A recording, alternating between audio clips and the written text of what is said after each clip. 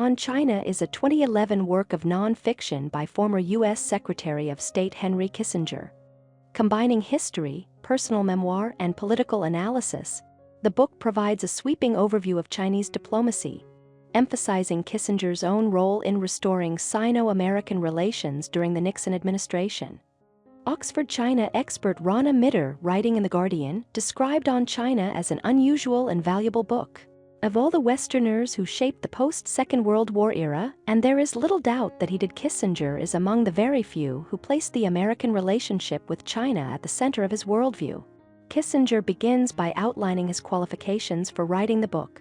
Beyond his famed involvement in Nixon's 1972 visit to China, he has visited the country more than 50 times, at times in informal diplomatic roles, at others to meet senior Communist Party officials and report back to Washington. Central to Kissinger's thesis is that Chinese diplomacy cannot be fully grasped without an appreciation of Chinese history and the distinctive nuanced diplomatic culture it has produced.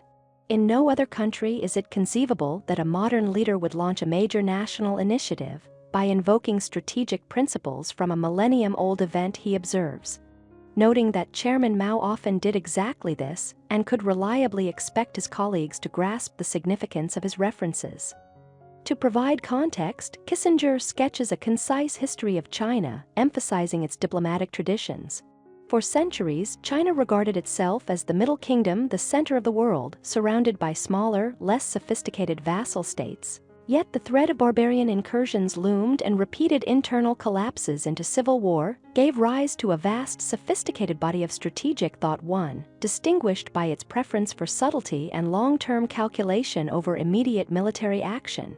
Within this framework, Kissinger examines China's interactions with European powers during the colonial era, then with the rise of the USSR and the Korean War.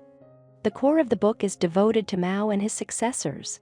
Kissinger praises Mao for having destroyed traditional China and left its rubble as building blocks for ultimate modernization.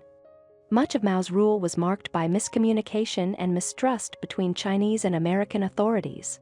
Kissinger recounts that in the mid-1960s, Mao conveyed to American journalist Edgar Snow that China would never militarily challenge the U.S., but the message never reached Washington, and Lyndon B. Johnson's administration oriented its Asian policy around countering China. This dynamic shifted during Kissinger's own tenure as Secretary of State when he guided Nixon toward a de facto alliance with China, partly in response to perceived Soviet threats. Kissinger calls this a revolutionary moment in U.S. foreign policy, an American president acknowledging a strategic interest in the survival of a major communist state.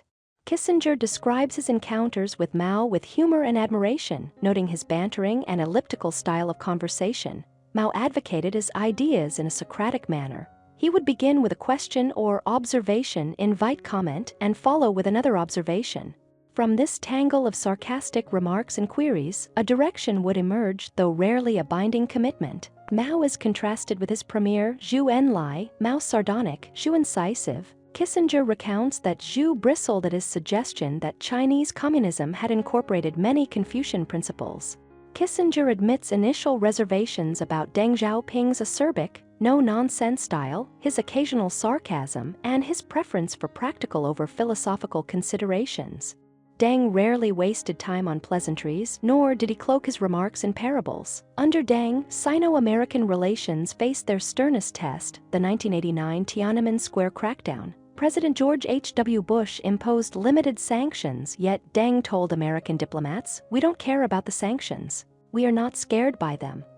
Later, Deng explained to Kissinger that the crackdown was necessary to prevent civil war, reaffirming that China would resist U.S. pressure on domestic affairs.